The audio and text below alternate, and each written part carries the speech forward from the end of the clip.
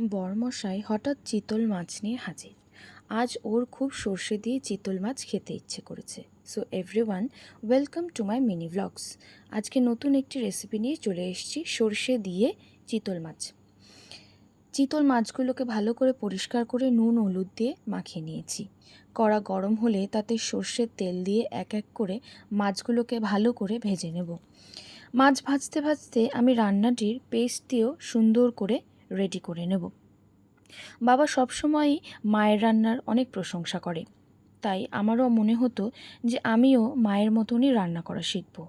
তাই মা যখন যখন রান্না করতো আমিও চলে যেতাম রান্নাঘরে, কি করে মা রান্না করছে সেটা দেখার জন্য।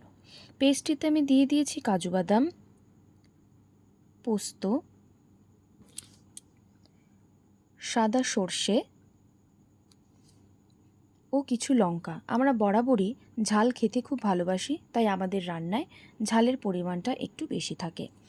কড়াইয়ে 1 চামচ ঘি মিশিয়ে নিলাম ও ফোড়নে দিয়ে দিয়েছি কালো জিরে ও শুকনো লঙ্কা।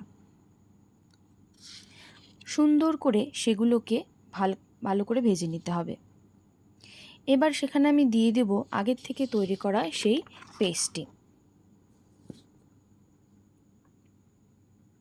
পেস্টটিতে দিয়েছিলাম সাদা সর্ষে, পোস্ত, কাজু ও লঙ্কা। সেগুলোকে অ্যাড করে আমি এখানে দিয়ে দেব একটু হলুদ ও স্বাদ অনুসারে লবণ। সেগুলোকে সুন্দর করে ভেজে নিতে হবে। সেগুলোকে ভালো করে নাড়িয়ে নাড়িয়ে ভেজে নিতে হবে। একটু দেখতে হবে যেন পেস্টটা কড়াইয়ে লেগে না যায়। লেগে গেলে অনেক সময় খেতে অনেকটা তেতো মনে হবে। একটু টাইম নিয়ে একটু কম আছে সেটাকে ভেজে নিতে হবে, যেন পেস্টটি থেকে তেল এত সুন্দর করে ছেড়ে যায়। দেখো কত সুন্দর পেস্ট থেকে তেল বেরিয়ে এসেছে। এই সময় আমরা এখানে অ্যাড করে নেব কয়েকটি গোটা কাঁচা লঙ্কা। সেগুলোকে কেটে দেব না, এগুলো আমরা গোটাই ব্যবহার করব। যারা লঙ্কা খেতে বেশি ভালোবাসে তারা এই লঙ্কাগুলো খেয়ে নেবে। এবার এখানে আমরা অ্যাড করব একটু জল দিয়ে ভালো করে পেস্টটাকে সিদ্ধ করে নিতে হবে। সিদ্ধ করার পর এখানে দেখুন আমি একটু পরে আরও একটু জল অ্যাড করে দিয়েছিলাম, কারণ মনে হয়েছিল জলের পরিমাণটা একটু কম হয়েছে। এবার জলটা সুন্দর করে ফুটে আসলে এখানে অ্যাড করে নেব সেই ভেজে রাখা মাছগুলো অ্যাড করার পর সুন্দর করে সেগুলোকে আমি ঢেকে দেব, যেন ঝোলের মধ্যে মাছগুলো একটু সেদ্ধ হয়ে যায়।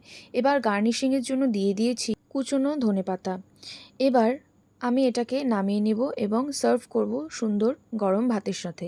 এটা দেখতে যতটা সুন্দর হয়েছিল, খেতেও তার থেকেও দ্বিগুণ হয়েছিল। অবশ্যই ট্রাই করবেন এবং জানাবেন রান্নাটি কেমন হয়েছে। চ্যানেলটি লাইক, কমেন্ট, শেয়ার করতে একদম ভুলবে না। অবশ্যই চ্যানেলটি আমার সাবস্ক্রাইব করতে। দেখা হচ্ছে নেক্সট ব্লগে। Bye bye.